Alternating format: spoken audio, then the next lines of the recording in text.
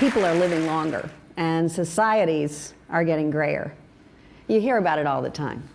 You read about it in your newspapers, you hear about it on your television sets. Sometimes I'm concerned that we hear about it so much that we've come to accept longer lives with a kind of a complacency, even ease. But make no mistake, longer lives can, and I believe will, improve quality of life at all ages. Now, to put this in perspective, let me just zoom out for a minute. More years were added to average life expectancy in the 20th century than all years added across all prior millennia of human evolution combined. In a blink of an eye, we nearly double the length of time that we're living. So if you ever feel like you don't have this aging thing quite pegged, don't kick yourself. It's brand new. And because fertility rates fell across that very same period that life expectancy was going up, that pyramid that has always represented the distribution of age in the population, with many young ones at the bottom, winnowed to a tiny peak of older people who make it and survive to old age, is being reshaped into a rectangle. And now, if you're the kind of person who can get chills from population statistics, these are the ones that should do it, because what that means is that for the first time in the history of the species, the majority of babies born in the developed world are having the opportunity to grow old. How did this happen? Well, we're no genetically hardier than our ancestors were 10,000 years ago. This increase in life expectancy is the remarkable product of culture, the crucible that holds science and technology and wide-scale changes in behavior that improve health and well-being. Through cultural changes, our ancestors largely eliminated early death so that people can now live out their full lives. Now, there are problems associated with aging. Diseases, poverty, loss of social status. It's hardly time to rest on our laurels. But the more we learn about aging, the clearer it becomes that a sweeping downward course is grossly inaccurate. Aging brings some rather remarkable improvements, increased knowledge, expertise, and emotional aspects of life improve. That's right. Older people are happy. They're happier than middle-aged people, and younger people certainly.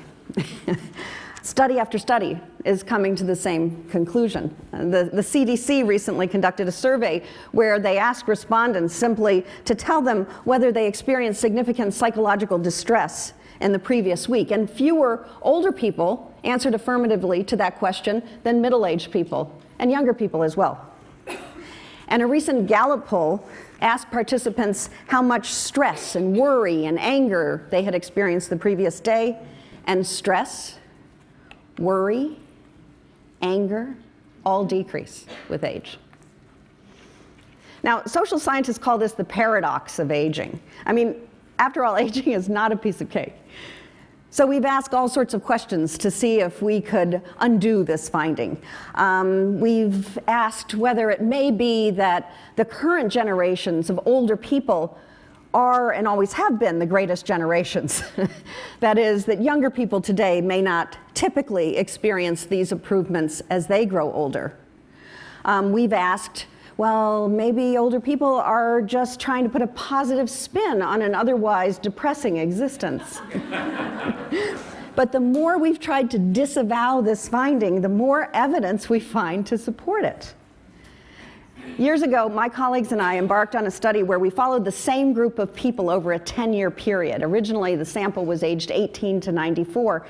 And we studied whether and how their emotional experiences changed as they grew older.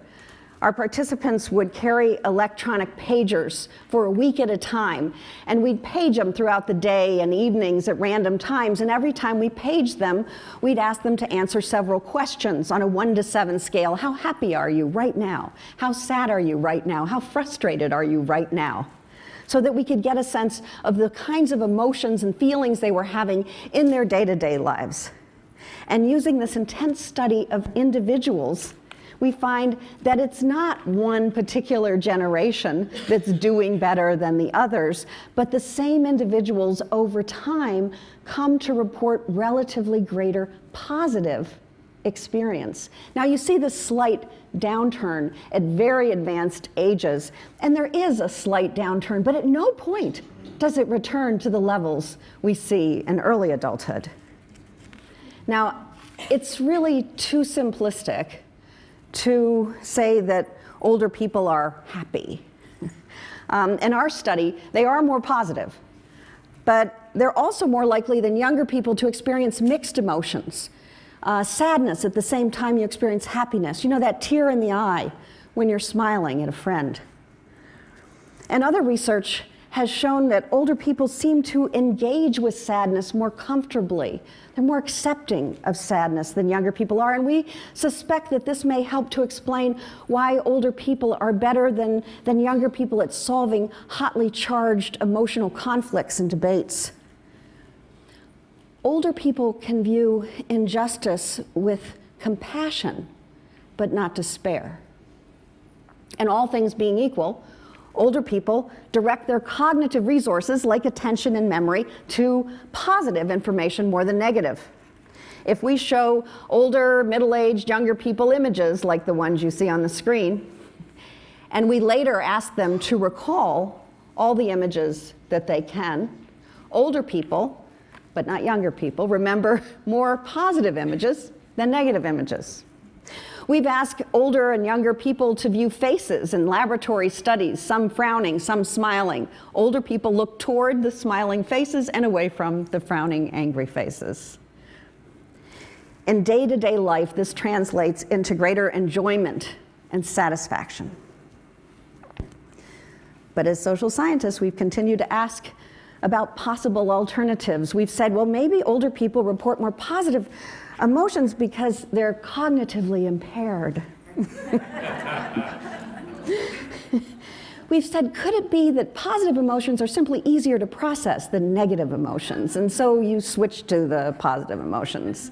Maybe our neural centers in our brain are degraded such that we're unable to process negative emotions anymore. But that's not the case. The most mentally sharp older adults are the ones who show this positivity effect the most. And under conditions where it really matters, older people do process the negative information just as well as the positive information. So how can this be? Well, in our research, we've found that these changes are grounded fundamentally in the uniquely human ability to monitor time, not just clock time and calendar time, but lifetime. And if there's a paradox of aging, it's that recognizing that we won't live forever changes our perspective on life in positive ways. When time horizons are long and nebulous, as they typically are in youth, people are constantly preparing, trying to soak up all the information they possibly can, taking risks, exploring. We might spend time with people we don't even like because it's somehow interesting. You know, we might learn something unexpected. We go on blind dates. You know, after all, if it doesn't work out, there's always tomorrow. People over 50, don't go on blind dates.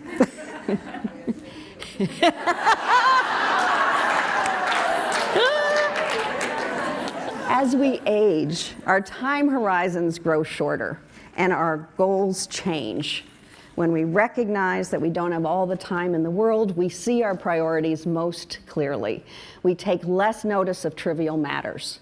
We savor life. We're more appreciative, more open to reconciliation. We invest in more emotionally important parts of life, and life gets better. So we're happier day to day. But that same shift in perspective leads us to have less tolerance than ever for injustice. By 2015, there will be more people in the United States over the age of 60 than under 15. What will happen to societies that are top-heavy with older people? The numbers won't determine the outcome. Culture will.